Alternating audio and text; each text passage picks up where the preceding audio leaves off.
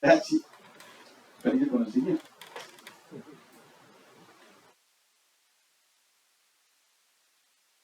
Vamos a hacer el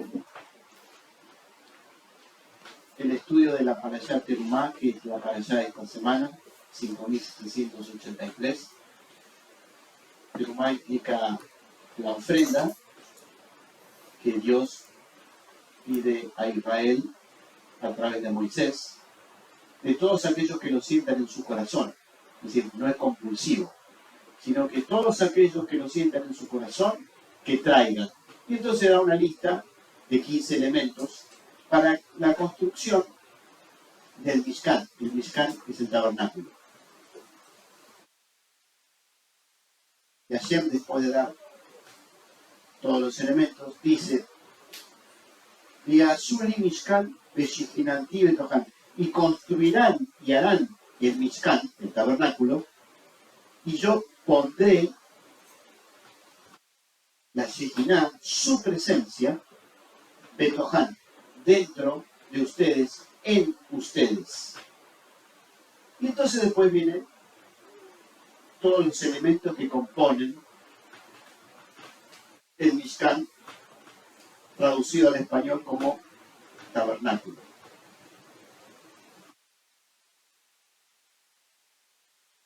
Parece ser tabernáculo, la taberna que se va moviendo.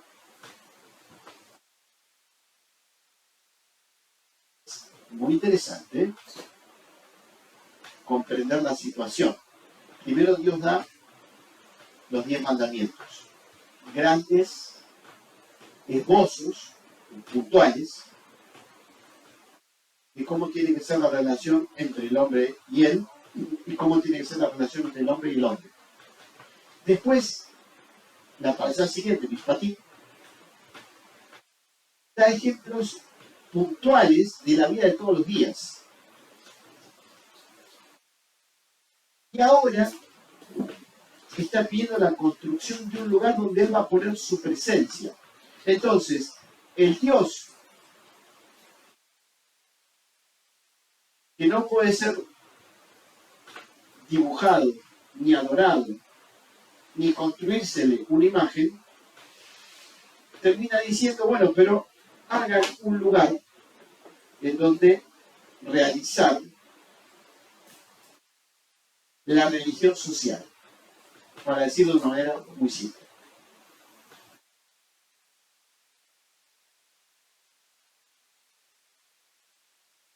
Por supuesto, desde mi punto de vista, esto hay que entenderlo en la generación, en el mundo, la generación, la forma que el hombre tenía de relacionarse en ese momento.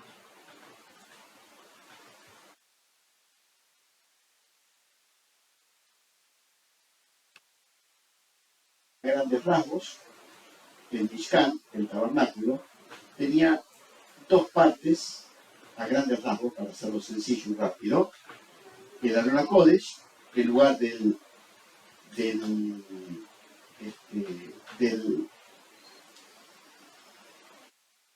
Aarón, el cubo, para hacerlo sencillo, donde iban a estar puestas las tablas de los 10 mandamientos. Eso tenía que estar recubierto, era oro, madera, oro.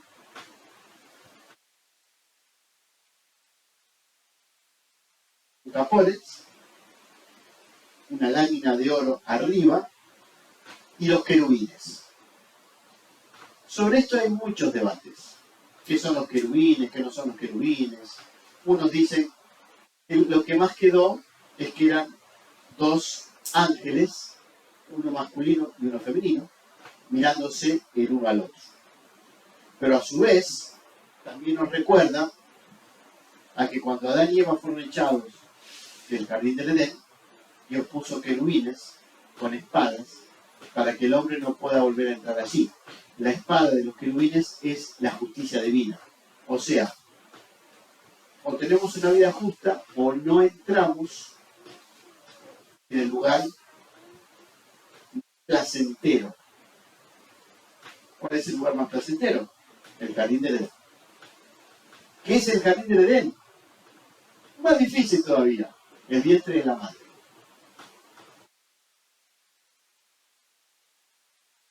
En donde el bebé está totalmente confortable. Tiene para comer, no tiene que trabajar y le dan de comer. Y es feliz. Y la madre se ocupa de todo.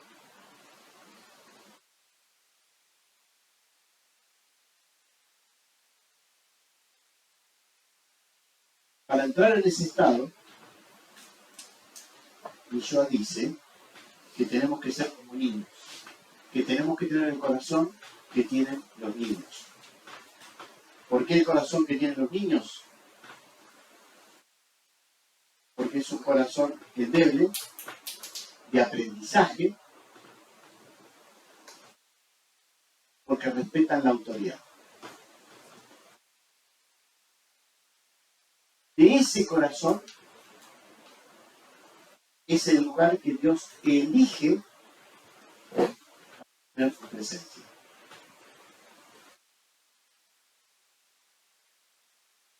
Pero ¿cómo? ¿Dios no está en todos lados? Sí, Dios está en todos lados. Pero no todos estamos conectados con la divinidad. No es el problema si Dios está o no está, y menos empezar a hablar si Dios existe. Yo descubrí que Dios existe. La vida misma prueba la divinidad. Estamos en ese debate. La cuestión es cómo conectarnos con esa divinidad. Después del arca de lo que les nombré, aparecen otros tres elementos que los quiero citar para pasar, que es la mesa de los panes, donde se ponían 12 panes, que está ubicado a la derecha de donde estaba el arca, que simboliza, que expresa el corazón del sabio. El alimento depende de dónde tenemos puesto el corazón. Entonces eso que estamos detrás, ganar más, mejor trabajo, ir acá, ir allá, hacer esto, hacer aquello, superar lo otro, comprar una casa, comprar un auto. ¿Cómo se obtiene? Con el corazón apuntando hacia la Torá. La menorá, donde se ponían las lámparas, estaba a la izquierda del arca. Representa la sabiduría.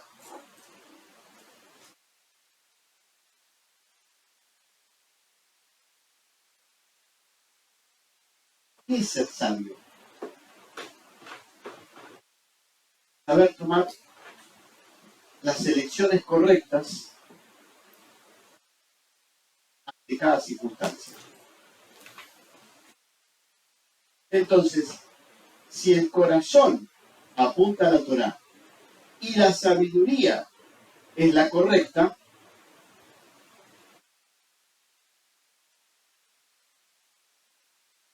el arca del incienso, que viene a ser las oraciones, las tefilot, penetran en nosotros mismos y se hacen realidad. La tefilá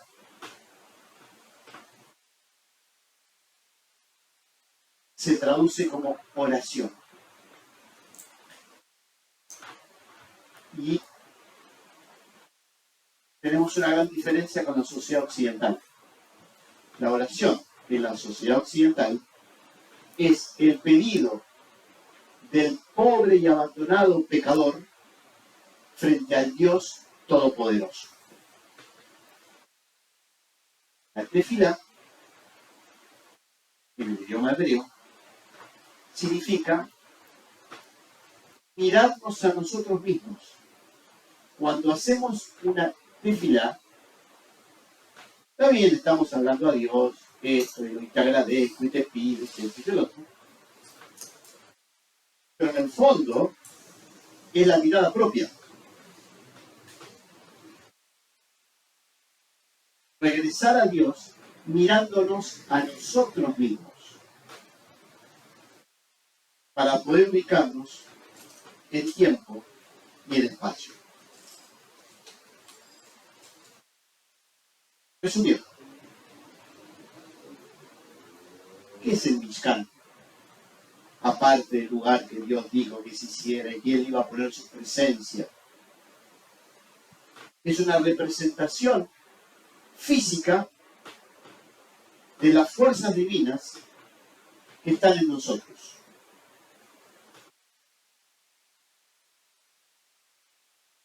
Es un lugar social donde nos juntamos a compartir y expresar el amor a Dios entre nosotros. Como decíamos ayer, el templo, primer templo, segundo templo, fueron destruidos. Lo único que ha quedado a través de los siglos es la sinagoga. Y la sinagoga, donde estamos ahora, tiene la forma del Mishkan. ¿Qué es la sinagoga? El lugar donde Dios pone su presencia. Ahora, venir a la sinagoga no significa inevitablemente conectarme con la divinidad. Es la intención de conectarme. Después está la otra parte, el proceso interno.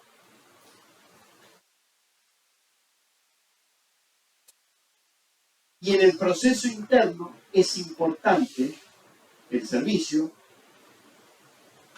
la tzedaká, el trabajo el uno con el otro, el preguntarse cómo estás, qué necesitas, para dónde vas, cómo está tu vida, cómo está tu salud. Porque si no, nos quedamos en la teoría. Yo creo tal cosa, yo hago tal otra.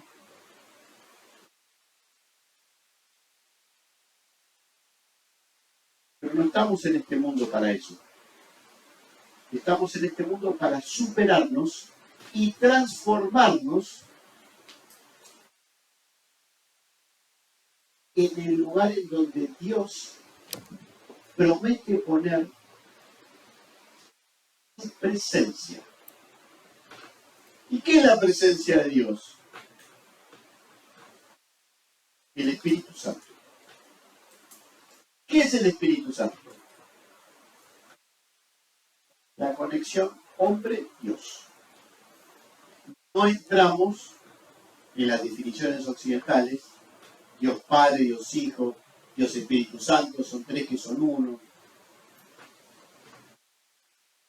Eso fue establecido en el Concilio de Nicea,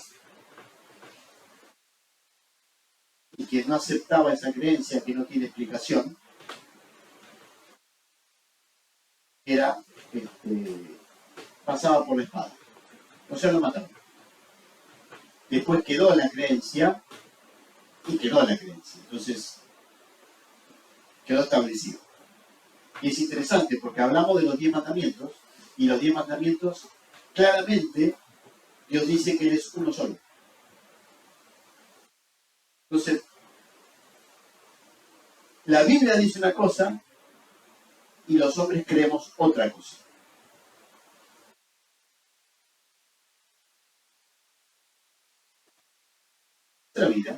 Nuestra vida, la nuestra. No la teórica. Porque nacemos, porque... No, nuestra vida, la nuestra, la particular de cada uno de nosotros. Es transformar nuestra sabiduría. Alcanzar niveles de integración con la divinidad a través de la oración. Dejarnos llevar por los bienes materiales que Dios nos acerca. Mayor oración, mayor sabiduría y los bienes materiales nunca van a faltar.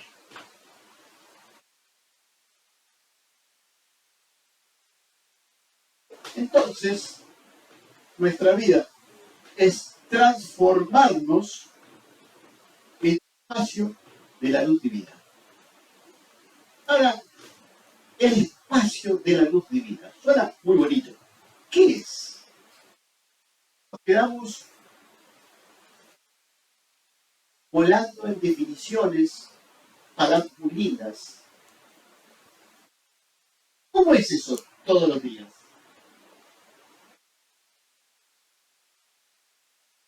Bueno, pues alcanzar la paz, el equilibrio interior, la seguridad y el contacto con la vida que está en nuestro interior. Como muy bien dijo Rav Shaul, conocido como el apóstol Pablo,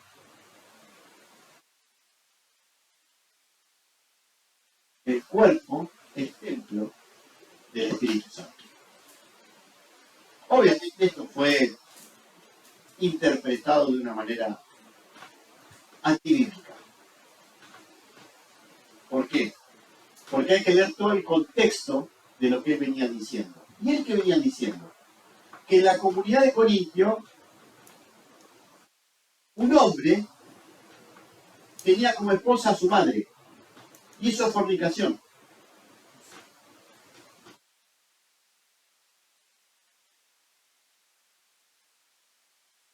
El cuerpo es el Mishkan.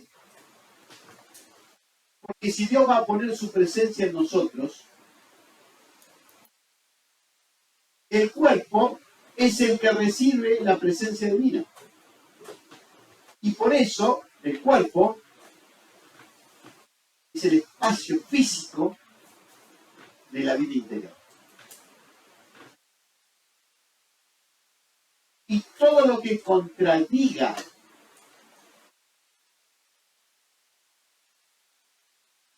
a la presencia divina se vuelve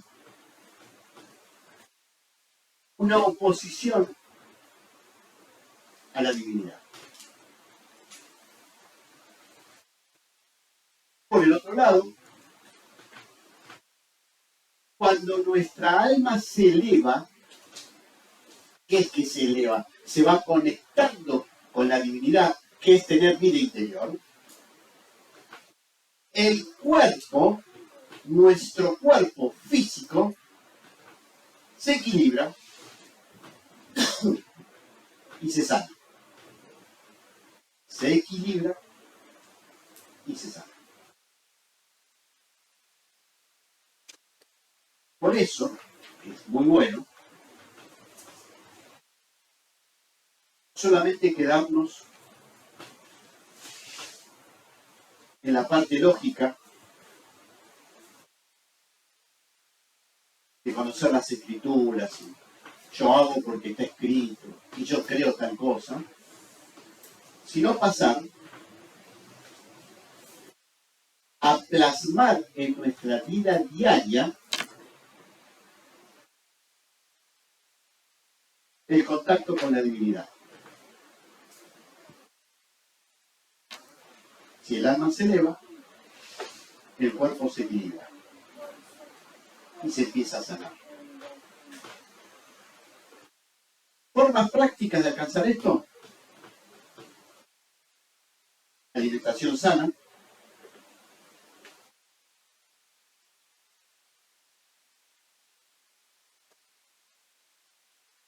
algún tipo de ejercicio, caminar, correr, cualquiera de esas cosas, gimnasias.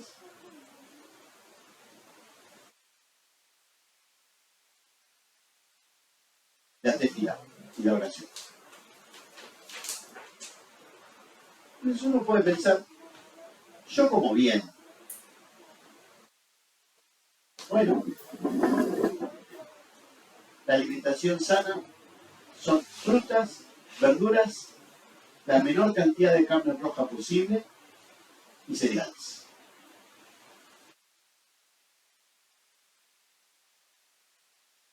Eso hace que los niveles en nuestro organismo vuelvan a su estado de equilibrio.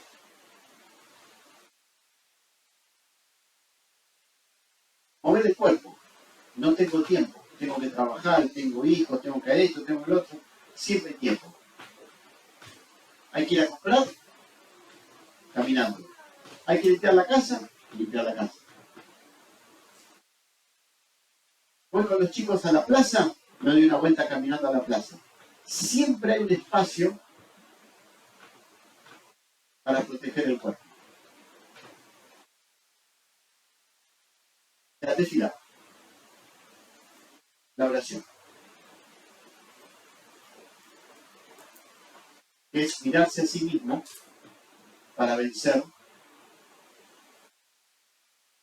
los espacios no conocidos. Bueno, Dios pidió el Mishkan.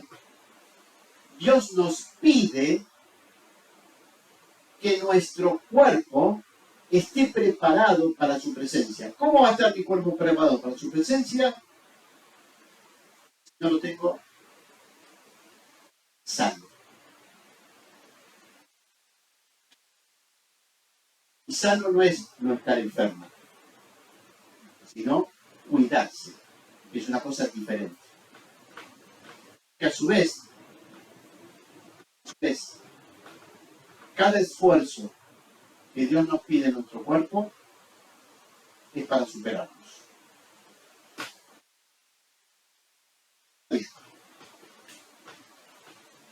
Ayer a la noche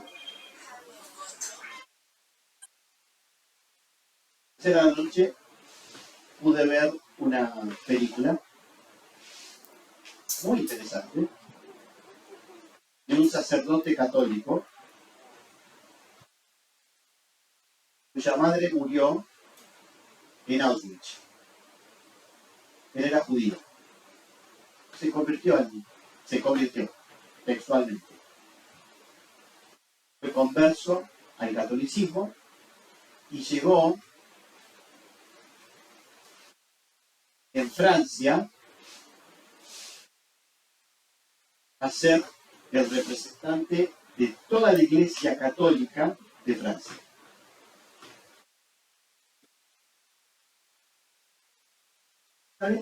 Muy interesante. Y él se denominaba judío, pero seguidor en sus palabras, seguidor de Cristo. Muy interesante la vida, una vida real.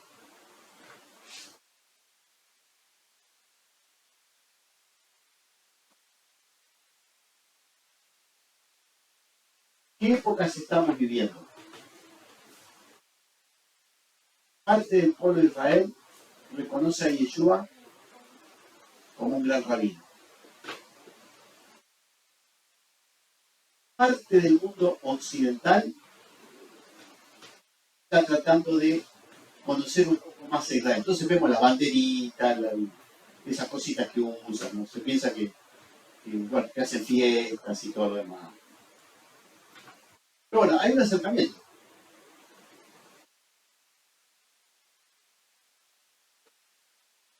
Los grandes hechos en la humanidad no suceden en un instante. Se van produciendo generación tras generación. Cuando nos juntamos nosotros, decimos un montón de palabras en hebreo, la fonética, después el español. ¿Por qué hacemos eso? ¿Para qué hacemos todo esto? Porque este es el futuro de la creencia en Occidente. Claro, nosotros somos los primeros, somos las primeras generaciones. Entonces es todo muy difícil. Es todo muy difícil.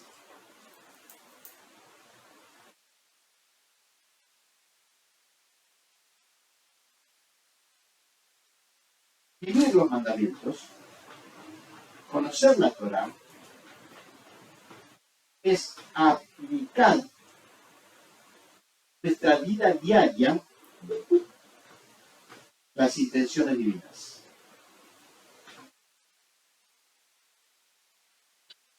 Si la sociedad occidental se ocupara de conocer realmente la Escritura, está muy claro que lo que se traduce como el día de reposo en todas las Biblias es Shabbat. Entonces, todo el mundo, en Occidente, honraría a Dios el sábado y no el primer día de la semana, que es domingo. Qué sencillo que es. Pero para eso hay que conocer el hebreo y darse cuenta que las traducciones están arregladas.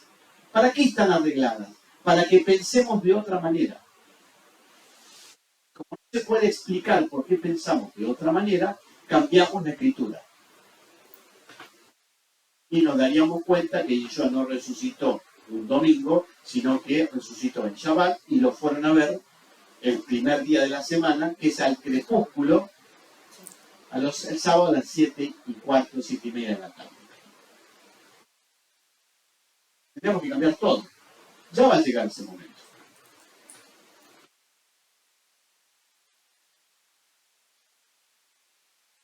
Mientras eso pasa, el mundo va a cambiar.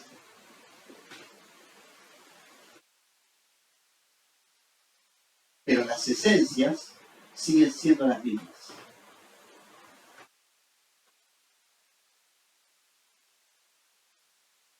Ya, Dios hoy, construyanme un mishkan, un tabernáculo.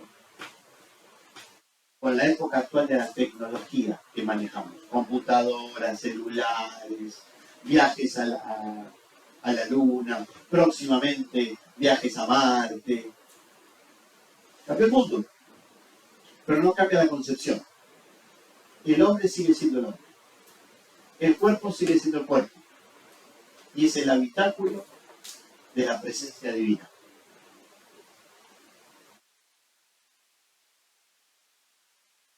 Por lo tanto, es muy sabio ceder a la fortaleza divina con la tefilá, con la oración, con el servicio, el conocimiento de la Escritura, con la vida diaria aplicada a conectarnos con la divinidad. Ahora, ¿qué pasa? Un ejemplo más. ¿Qué pasa si tenemos un problema, X problema, y no lo podemos solucionar? Y le pedimos a Dios, y le pedimos a Dios, y no se soluciona. Ahí se necesita sabiduría. Ahí se necesita sabiduría. Y aprender como los niños. A los niños, ¿cómo les enseñamos? Cuando seas grande vas a entender. Siempre decimos, no, porque yo... Ya vas a crecer, ya vas a entender. O sea, hay que esperar. Bueno, para eso sirve la sabiduría. A veces Dios no responde las oraciones que le estamos pidiendo, el pedido que le hacemos. Porque la solución viene, pero viene un poco más adelante. Entonces, hay que saber esperar y saber aprender a esperar. Y después la vida nos va a traer las opciones de la vida. Dios nos va a traer las opciones para tomar las mejores decisiones.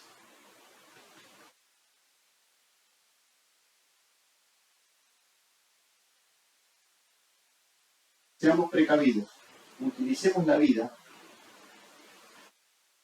para que Dios habite en nosotros y que tengamos vida en nuestro interior, que es donde está la vida eterna y es la conexión entre el alma con la cual Dios nos ha creado y nos ha dado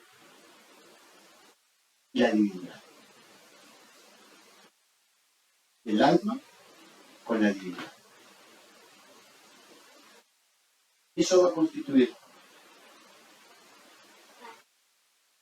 la paz absoluta en nuestro interior. Shabbat Shalom para todos. Shabbat Shalom. Shabbat Shalom.